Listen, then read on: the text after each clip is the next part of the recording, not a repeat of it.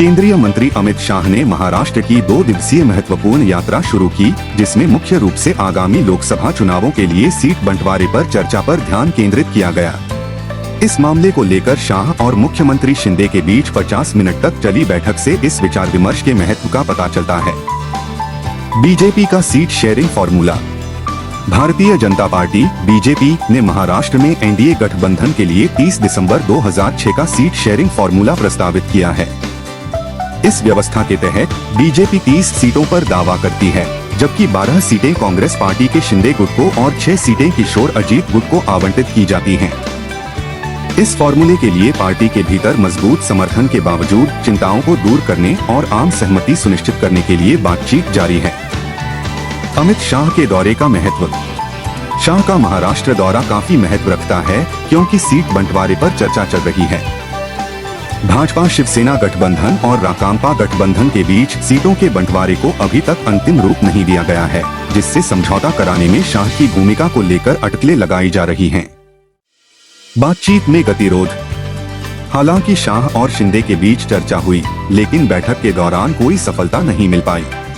विशेषकर 10 सीटों के आवंटन को लेकर असहमति बनी हुई है, जिससे मुद्दे के समय पर समाधान पर संदेह पैदा हो रहा है।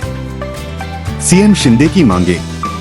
मुख्यमंत्री शिंदे 2019 के आम चुनाव में विपक्ष द्वारा लड़े गए आंकड़े पर जोर देते हुए अपनी पार्टी के लिए 23 सीटों की वकालत कर रहे हैं। इसके बावजूद शिंदे और उनकी पार्टी कथित तौर पर 18 सीटों पर आम सहमति तक पहुंचने के लिए तैयार हैं, जो गठबंधन की एकता के लिए समझौता करने की इच्छा को दर्शाता है।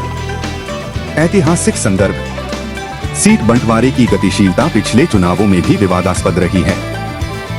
2019 के चुनाव में सीट बंटवारे को लेकर बीजेपी और उसके गठबंधन सहयोगियों के बीच तनाव पैदा हो गया था।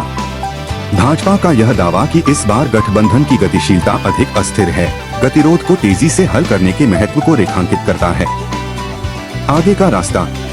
जैसे जैसे बातचीत जारी है, deputy CM Ajit Pawar seat बंटवारे के फॉर्मूले पर रणनीति बनाने के लिए अपनी पार्टी के भीतर महत्वपूर्ण बैठकें कर रहे हैं।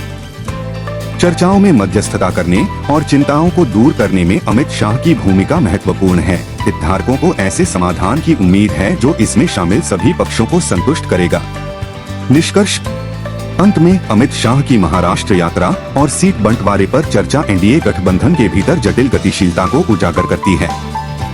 बातचीत जारी रहने और चुनौतियों का समाधान करने के साथ हितधारक आम सहमति तक पहुंचने को लेकर आशावादी बने हुए हैं, जो आगामी लोकसभा चुनावों में एकीकृत मोर्चे के लिए मंच तैयार करेगा।